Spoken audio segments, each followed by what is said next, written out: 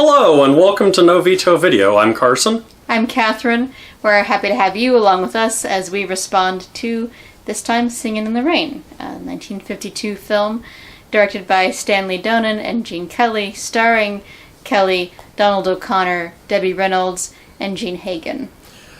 Singin' in the Rain, obviously a musical. I think everyone knows that. If not, I'm not sure where you've been. It's right there in the title, Singing. Kind of an interesting plot. I knew it was comedic, but I didn't realize... I knew this was a comedic movie, but I didn't know a lot of the plot, such as, replacing someone who really had a voice for the silent movies with a voice actor who dubbed over their lines, and trying to keep that from the actress, and yeah, that never goes well in plots. So just to catch everybody up, we're going to have a pretty free-ranging discussion. The movie was released in 1952. Hopefully you've had a chance to catch up with it. In this movie we tell the story of a Hollywood studio making the transition from the silent film era to the talking era via a blockbuster musical production. Yes. And the lives of the stars that are involved in that. So, why this movie and why now? Well, this is, I think, one of those great movies, maybe not one that you'll say forever after is your favorite movie, but it certainly is one of those movies about movies that's, I think, helpful for anybody who's going to be engaging with film. It is itself filmed in an important era when filmmaking is making a turn from one style to another. For example, Gene Kelly lost out in his race for the Best Actor Oscar in this year to High Noon, which is a very different kind of film, very meditative sort of film. Anyway, so it is itself a film of an era where there's transition, about an era of transition in film, and it does so via the lens of what people at the time would have known as a retrospective of old movie musicals. And when we say old movie musicals, we mean like from the early 30s. And you'd never seen it. No. You'd never seen it all the way through. And it's been years since I've seen it, and things that I thought I remembered turned out not to be quite the case. And things that I was worried wouldn't hold up right, some of them did and some of them didn't. And it's just, I think it's a good film to engage with every once in a while. And it's been raining a lot here. Yes. So it's always a good time to think about important film rain sequences. You got this one, you got Shawshank Redemption, you got a whole lot of others, but this one's a pretty good one. So. You mentioned transitions in movies themselves. It also focused a little bit on theater goers and their experiences with these new style of movies versus the older ones, which I think is something we can relate to now that, at least up here where we live, all of our theaters are switching over to assigned seating with recliners, so it's a transition for theater goers. Whereas if you're a moviegoer in Great Britain, the idea of assigned seating is like, that's just how it's always been there. So also, though, this trend that we've had over the last 10 years with everything going 3D and all the audio going digital, and they introduced the technology of talking film at a party, and I remembered it being in a different setting, but so they introduced the idea of talking film, and some people immediately apprehend that this means the end of their way of life, and a lot of other people say, oh, this is a flash in the pan, this is a toy that will turn out to be nothing. And for good or for ill, it turned out to be, it turns out that we do like to have talking pictures. We do like to have sound with our with our visuals. Mm-hmm. In the way that I think, with the advent of 3D, I think we're still very much in the rough stage of that, where Yeah. is that going to be a thing that turns out to be a long-term approach to filmmaking, or is that just a flash in the pan? I don't know. I kind of hope if it is something that's going to stick around, I hope we keep tinkering with the technology, because I can't tolerate it. And, it occurs to me, though, that I think about the film viewers who first saw the footage of the locomotive, speeding towards the camera, one of the very, very earliest films ever made, and how terrified people in the audiences were, how startling it was to see the image of a train hurtling towards you. Mm-hmm. I'm glad they got footage of the audiences watching that. Right? So audiences have had a hard time adapting to change every step along the way. Yeah. One of my favorite bits that I totally didn't remember from earlier viewings of this film was at the end of the whole Broadway melody sequence. The studio head says, "I have no idea what you're describing." Mm-hmm. Like, they basically described the whole thing of this fantasy ballet sequence that itself has the sort of, like, it arrests the movie in progress for 13 minutes and goes off and does a whole other stylistic, artistic aesthetic. Like, there's nothing like it in the rest of the movie. And then you get back to the office where they're having their meeting, and the guy's like, I don't know what that's going to be like. I have no way of judging it. And I'm like, I don't know what to make of what you're telling me. And I'm like, I feel the same way. Yeah. I too don't know what to make of this abrupt, because we don't make movies that way anymore. But it occurred to me that, not often. You have, so you have this extended sequence in this film, but you also have, the ballet in the middle of Oklahoma. Oh, yeah. Wherein the action, you've already accepted the unreality of, a world where people break into song who are farmhands in Oklahoma.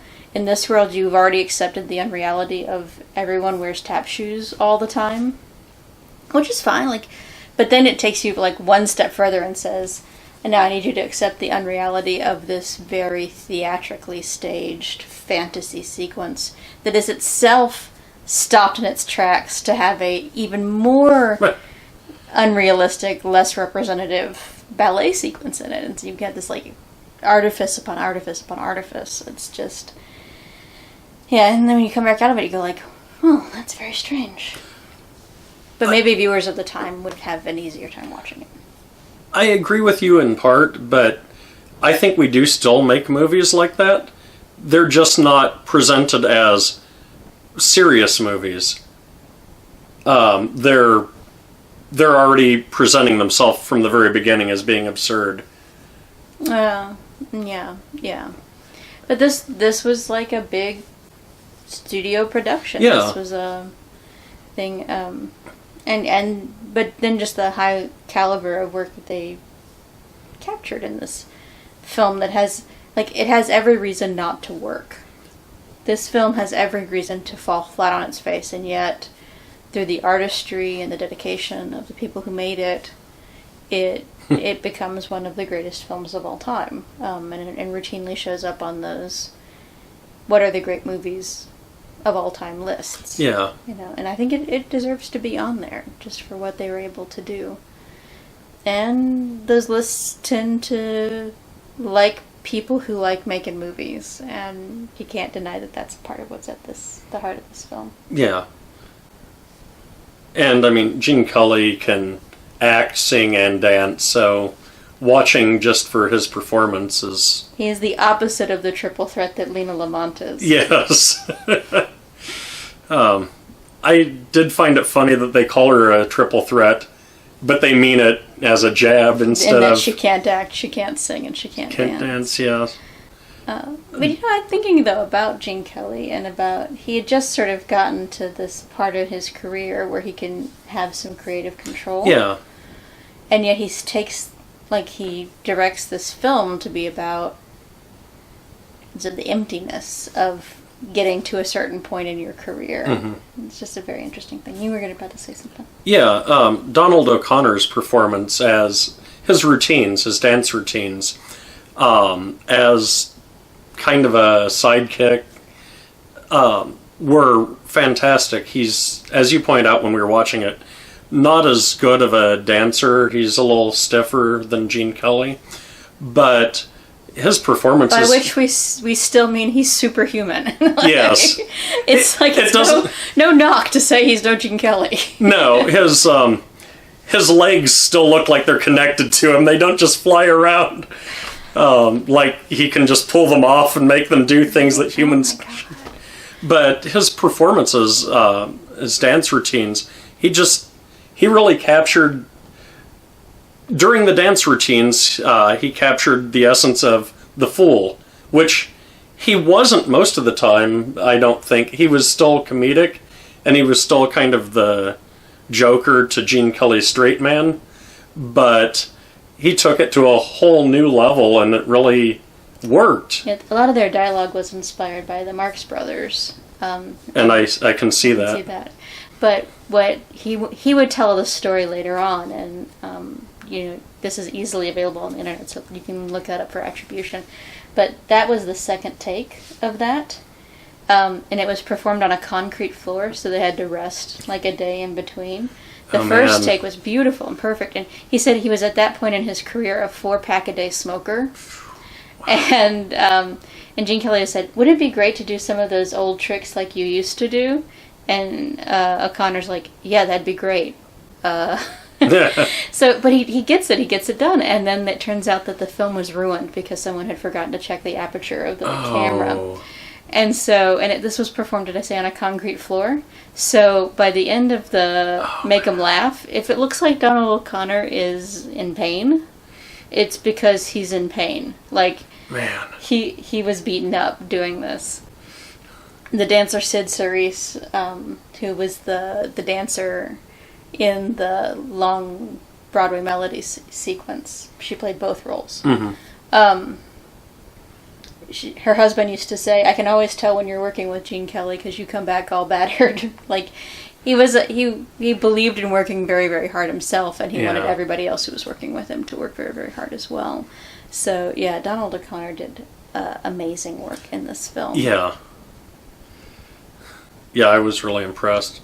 And just his timing, like, for dancing aside, like, let's just move the dancing, but just always right there, like, at the right moment with the quip and the, Yeah, the line delivery was fantastic. It was so good.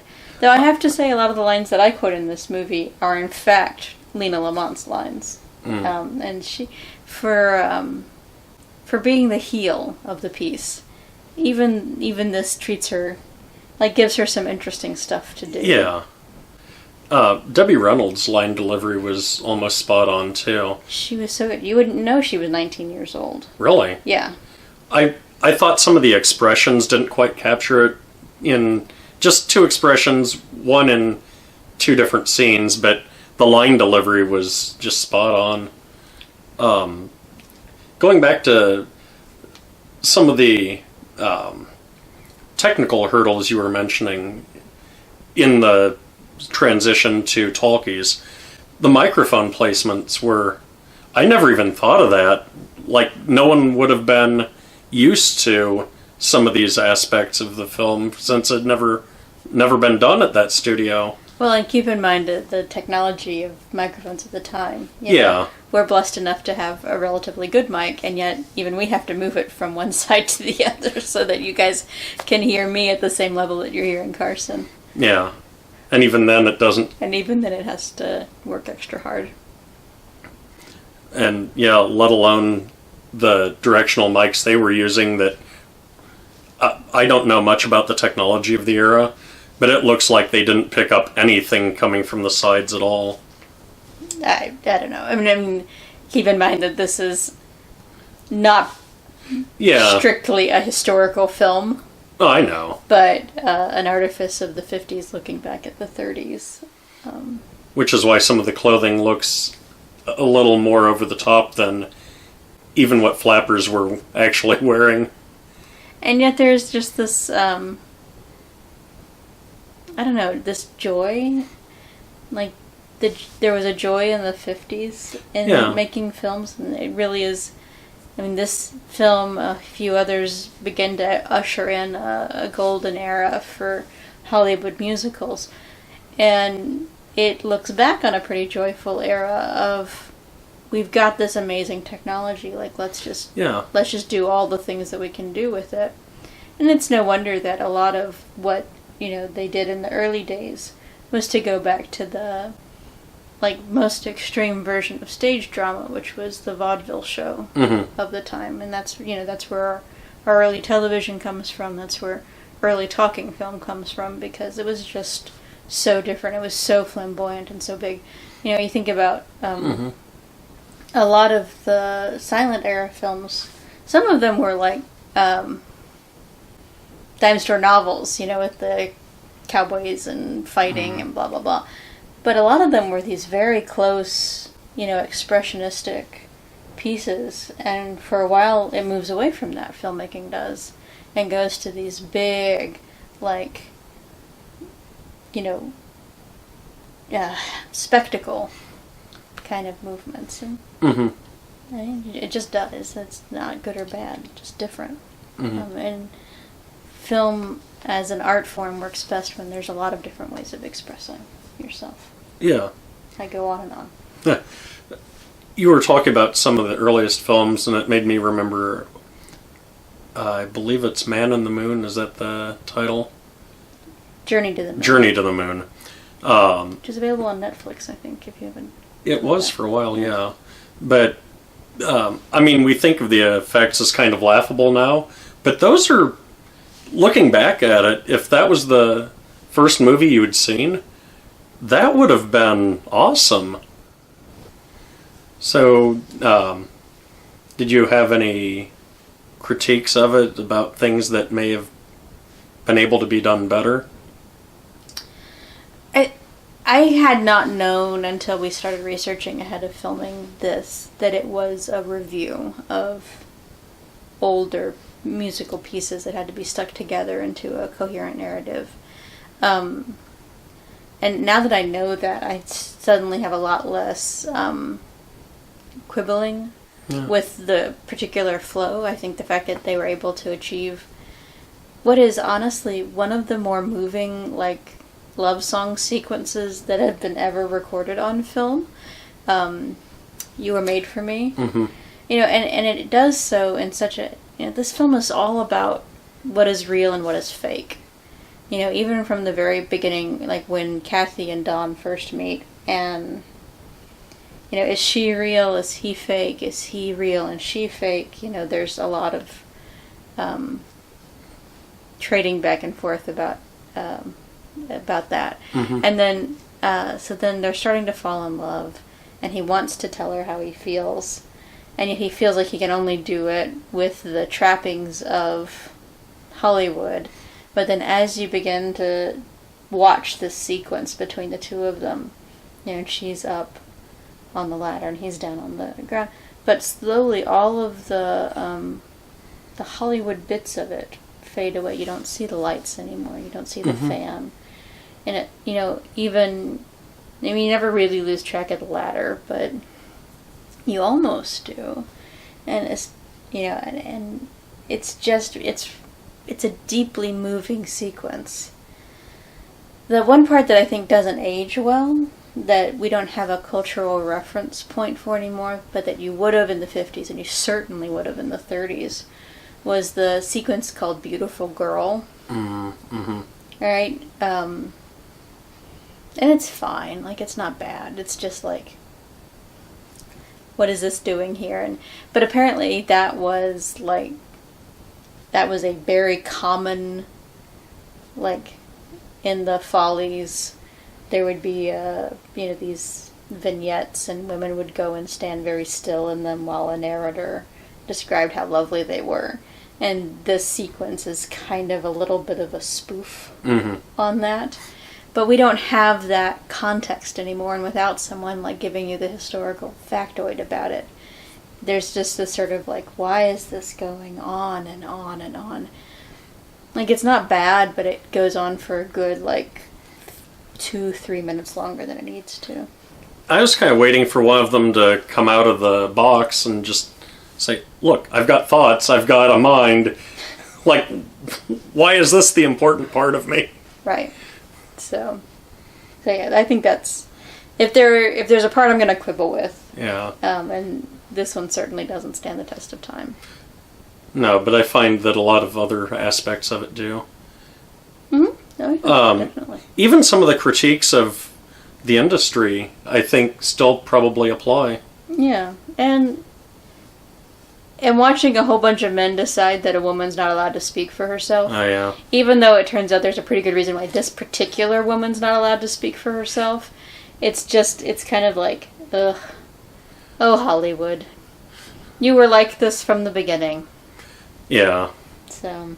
Although I think and as you said, this particular woman shouldn't be allowed to speak for herself, and when she does speak for herself, she tries speaking for everyone else.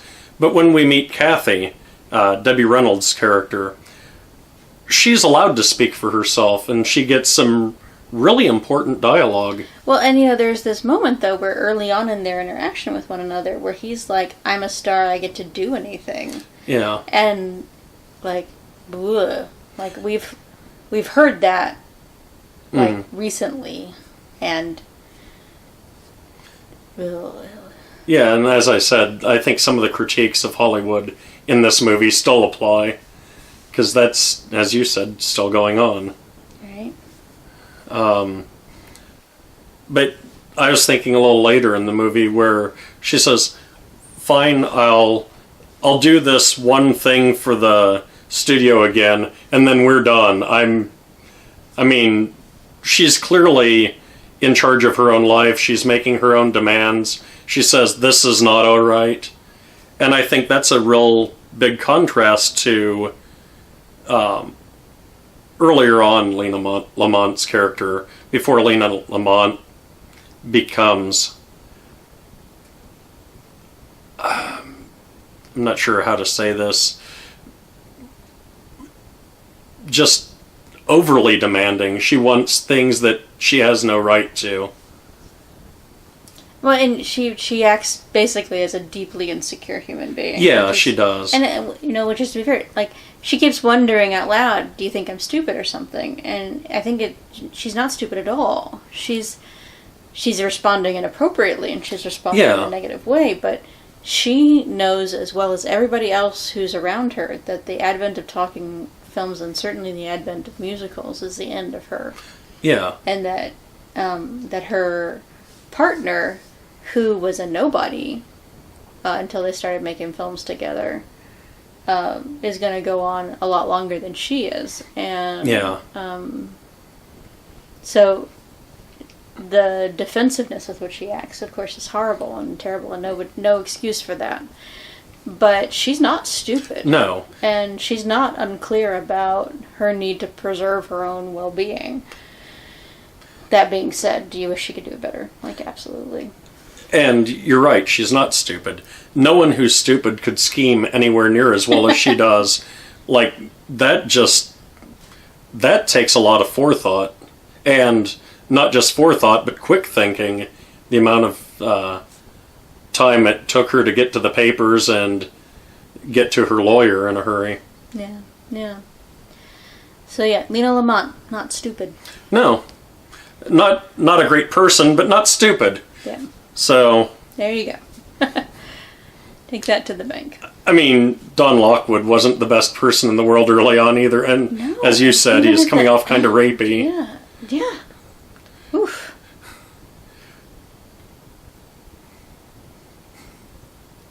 Cosmo was more likable up front. I think he's more likable all the way through, yeah. But his stakes are so much lower. Like, he's fine either way. He's going to be alright. He lands on his feet. Early on in the movie, when it was clear that Don wasn't into Lina, and they kept introducing Cosmo as his best friend, and they're always seen together, viewing it through a modern lens, I was like, oh, I see what's going on. Yeah, but no. It's... no, that's not what's going on at all. Carson's like, did they mean best friends euphemistically? I'm like, no, Carson, it's... That would be an interesting fanfic if you want to. Don't send that to us. But if you all want to go ahead with a Dawn and Cosmo fanfic, Rule 34, there's /fic oven, I'm sure. I'm sure there is, but I don't need to see it. And I don't either. I'm good. I'm all good here. Yeah. Just. Were you affected by the love story at all? Which one? There were multiple. There was there was Lina, I won't say actually loved Dawn, but she clearly wanted what Dawn brought her status-wise. Yes. But there was also the love story in the movie within the movie. Hmm. And then there was the love story between Dawn and Kathy. Okay. So were you affected by any of those? I kind of thought Kathy could do better.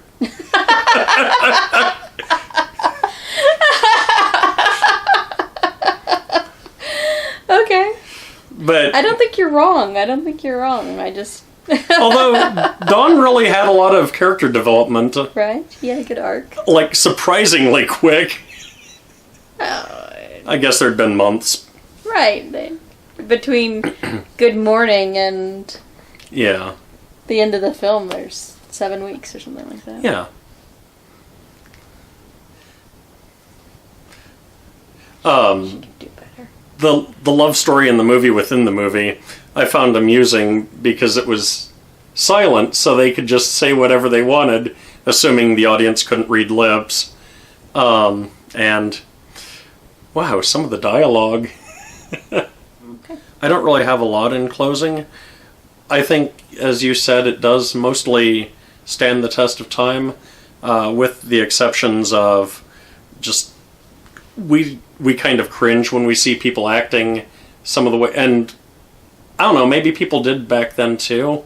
I can't speak to that, but some of the things they threw in, also, since we don't have a cultural reference, just and speaking of that, some of the cigarette billboards and posters for we just don't see a lot of that anymore either. No. Now it's all don't smoke, here's your lungs. So if we've missed something, or if you have other thoughts that just we failed to touch on at all, please comment down below or go to novetovideo.com and leave a comment there. We will respond to them wherever you leave them, and we'll be so happy to do so and to further the conversation. Now we are going to take a moment to recommend another film that you can watch in place of Singin' in the Rain or alongside Singin' in the Rain. And we call it our Veto Override. So, Carson, what's your override recommendation for the week? Keeping with the musical thing, I would recommend, totally different plot, but it's also a comedy, The Music Man. Another movie from the golden age of movie musicals. Yes. I'm gonna go with a different era of movie musicals, but one that we have a little bit more cultural context for. And I'm gonna recommend Moulin Rouge. Okay. Which does a similar thing for people, our generation, that this movie was doing, which is taking film or taking songs that already existed in the culture and weaving them together into a story. And it also has a more modern critique of an older era. Mm-hmm. Yeah. So, yeah, good pick. Thank you very much. I appreciate the vote of confidence. All right. Next time on No Veto Video, each of our next picks, since we're coming into Pride Month, are going to be LGBT-related movies, and my pick is Milk. So check that out. It's available to stream on Netflix, and we will be back with you guys in a couple weeks responding to that. Hopefully you get a chance to check it out before we get there. Thank you so much for being with us this week. Be sure to subscribe so you get a notification when the next episode is out. Helps us out too. And I hope you guys have a great time watching movies. Goodbye. Bye.